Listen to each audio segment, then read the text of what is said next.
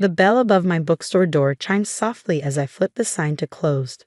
Another quiet Sunday at Jasmine's Books, my small corner of literary heaven nestled between a coffee shop and a vintage clothing store. The evening sun cast long shadows across shelves of carefully curated books, each one personally selected, each spine holding not just stories, but possibilities. My phone buzzed, a reminder about tonight's family dinner. I sighed, already dreading the familiar pattern of subtle insults and condescending remarks that awaited me at my parents' upscale penthouse. I changed into a simple blue dress, leaving my Jasmine's Books name on the counter.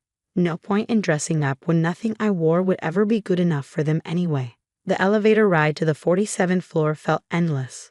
My sister Victoria's voice carried through the hallway before I even reached their door. The merger is worth $80 million. Can you believe it? I slipped inside quietly, but not quietly enough to avoid my brother Andrew's notice. Well, look who finally showed up. How's the little bookshop, Jasmine? Still managing to keep the lights on. The store's doing fine, I replied, hanging my coat by the door. At 32, I was the youngest of 3 siblings and, according to my family, the only failure. My mother emerged from the kitchen, perfect makeup and designer dress making me feel even more underdressed. Jasmine, darling, you look tired. Running that little shop must be so exhausting. If she only knew that I'd spent my morning on a conference call with investment bankers, orchestrating a deal worth more than her entire penthouse. But I just smiled and took my usual seat at the massive dining table. Victoria couldn't wait to dominate the conversation. So the merger with Global Tech is almost finalized. Once it goes through, I'll be named Senior Vice President of Operations. That's wonderful, sweetheart, my father beamed. He turned to me, his smile fading slightly. Jasmine, have you given any thought to selling the bookstore? Andrew knows some real estate developers who might be interested in that location. I took a sip of wine to hide my expression. Those developers worked for one of my investment companies, though of course my family didn't know that. I'm happy with the store, I said simply. Books are my passion. Andrew snorted. Passion doesn't pay the bills, little sister. While you're playing shopkeeper, Victoria and I are making real moves in the business world. If they only knew about the empire I built while playing shopkeeper. My small bookstore was just the tip of a very large, very profitable iceberg. It had started 7 years ago, shortly after I opened Jasmine's Books. A regular customer, an elderly man named Mr. Chen, would spend hours in the philosophy section, occasionally sharing his wisdom about life and investments. What my family didn't know was that Mr. Chen was one of the most successful private investors in the country. One day, he looked up from his book and said, "You understand people, Jasmine. You know what they want to read, what moves them. Have you ever thought about applying that understanding to investments?" That conversation changed everything. Mr. Chen became my mentor, teaching me to see patterns in markets that others missed. I started small, investing my modest savings in carefully chosen startups and undervalued companies. My first major success came when I spotted a small tech company that had developed an innovative payment processing system. I invested everything I had, then watched as the company's value multiplied tenfold in 18 months. I reinvested those profits, building a diverse portfolio that soon became Jade Capital Partners, named after my favorite shade of green. Though officially listed under a series of shell companies, no one knew that the quiet bookstore owner was the founder and CEO of a billion-dollar investment firm. While my siblings bragged about their corporate titles and million-dollar deals, I was quietly acquiring controlling interests in companies across multiple industries. My network of investments now included technology firms, real estate developments, and yes, even some publishing houses. Earth to Jasmine. Victoria's sharp voice pulled me from my thoughts. Were you even listening? I was telling everyone about my new beach house. Sorry, just thinking about tomorrow's inventory. I mumbled, playing my part. We're getting a new shipment of classics. My mother sighed dramatically. Darling, you're not getting any younger. Don't you want more from life than just books? I thought about the 3 homes I owned, including a private island off the coast of Greece. I'm content, Mom. Content? Andrew scoffed. That's just another word for settling. While you're contentedly selling paperbacks, I'm closing a deal that will revolutionize the real estate market. I hid a smile, knowing that the revolutionary deal he was so proud of was actually being financed through one of my subsidiary companies. He had no idea he'd been negotiating with his little sister's firm for the past 3 months. The rest of dinner passed in its usual pattern. Victoria and Andrew competing to showcase their success. My parents beaming with pride at their accomplished children, and everyone taking turns expressing concern about my modest lifestyle. "I just worry about your future," my mother said as I prepared to leave.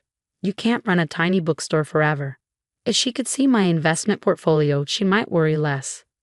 But I just hugged her goodbye and headed home, not to my apparent small apartment above the bookstore, but to my real home, a penthouse that made my parents' place look modest. As I walked into my private office, screens came to life showing market data from Asian exchanges. My actual workday was just beginning. While my family thought I spent my evenings reading novels, I was managing a global investment empire. Tomorrow would change everything. Victoria's precious merger, Andrew's revolutionary real estate deal. They were both about to collapse. Not because I planned it that way, but because my siblings had built their success on appearances rather than solid business principles. When the market opened tomorrow, they would discover that their companies were worth far less than they claimed, and when they desperately needed help, they would learn that the only person who could save them was the sister they dismissed as a simple bookstore owner. I poured myself a glass of scotch, the same rare brand my father loved to brag about, though mine was a much better vintage, and settled in for a night of work. The screens before me told a story more compelling than any novel.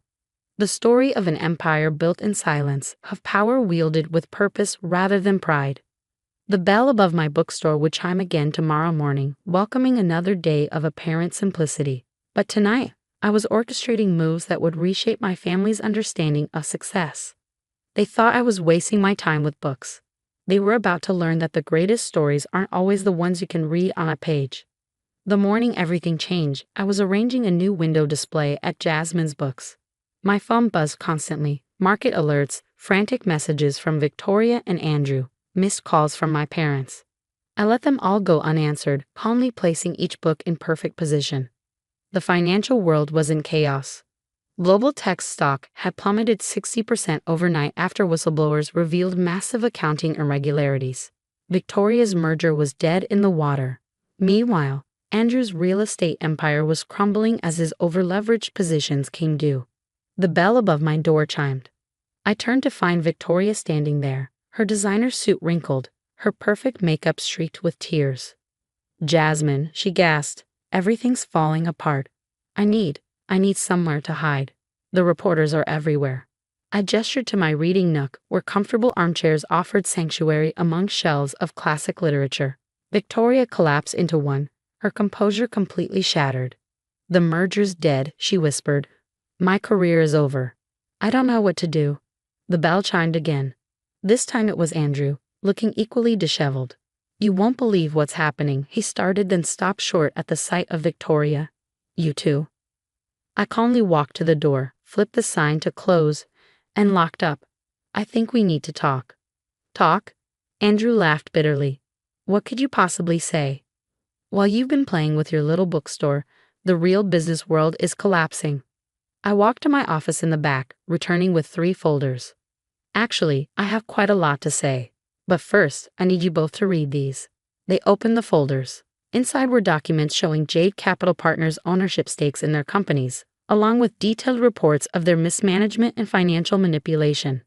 "What is this?" Victoria's voice shook. "How did you get these documents?" "Because I own them," I said simply.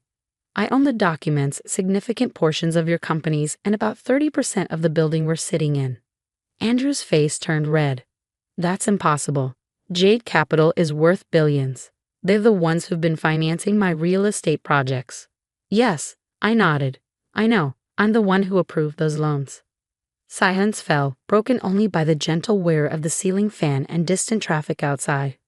My siblings stared at me as if seeing me for the first time. "You," Victoria whispered. "You're behind Jade Capital." I took a seat behind my desk, an antique piece worth more than most cars. "Did you ever wonder why I chose this location for my bookstore? This building is owned by one of my holding companies. That coffee shop next door, also mine. I own most of this block." But, but you're just a bookstore owner, Andrew sputtered. No, I corrected him. I'm a bookstore owner who also happens to run one of the largest private investment firms in the country. The bookstore isn't a fallback or a hobby. It's the heart of everything I do. It reminds me why I started investing in the first place. I pressed a button under my desk. The back wall of my office slid aside, revealing a state-of-the-art trading floor. Screens displayed real-time market data, news feeds, and investment analytics. While you were bragging about your millions, I continued, I was quietly building billions. Every time you mocked my little bookstore, I was probably financing your competitors or buying controlling interests in your partners. Victoria stood up, swaying slightly. Why? Why keep this secret? Why let us treat you like a failure? I finished for her, because success isn't about proving people wrong. It's about doing what you love and doing it well. I love books. They taught me to see patterns, understand human nature, and recognize value where others see nothing. My phone buzzed again. This time I answered, putting it on speaker. Yes, Mr. Chen. My old mentor's voice filled the room. The board is ready, Jasmine. Shall we proceed with the acquisitions? Yes, I replied, watching my siblings' faces. Execute as planned. After I hung up, Andrew found his voice. What acquisitions? Jade Capital is buying controlling interest in both your companies, I explained. At a very generous premium, considering their current market value is essentially zero. You'll both retain your titles, but the actual management will be handled by my team. You're taking over our companies? Victoria's voice rose hysterically. I'm saving them, I corrected her. Though you might want to check your messages. I believe the board has already voted to accept Jade Capital's offer. Just then, our parents burst through the front door of the bookstore, looking panicked. Victoria, Andrew, we just heard. They stopped short at the sight of my revealed office. My mother's hand flew to her throat. My father's face went pale. Hello, Mom, Dad, I said calmly. We were just discussing some business matters. Would you like to join us? The next hour was surreal. I explained everything. How I'd built Jade Capital from scratch. How I'd watched my siblings' companies implode through reckless management. How I positioned myself to save them while teaching them a valuable lesson.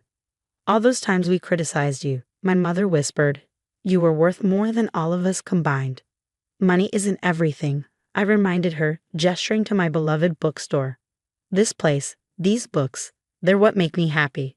The success of Jade Capital just proves that you can build something extraordinary without sacrificing your passion. My father cleared his throat. But why keep running the bookstore? You don't need to. I don't need to do anything, I cut him off. I choose to run this store because it matters to me. Every person who walks out of here with a book that might change their life. That matters more than any merger or acquisition. In the weeks that followed, everything changed.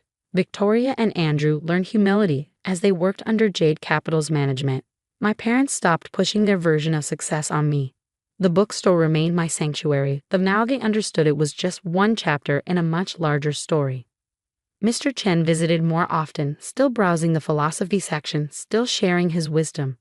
One day, he smiled at me over his book and said, You've taught them the greatest lesson of all.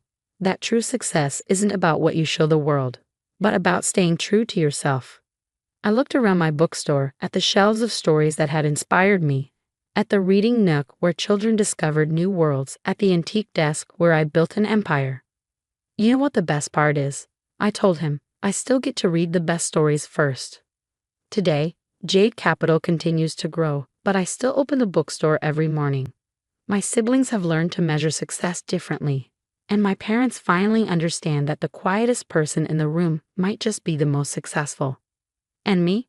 I'm exactly where I want to be, surrounded by books, building empires both literary and financial, proving that you should never judge a book or a person by its cover.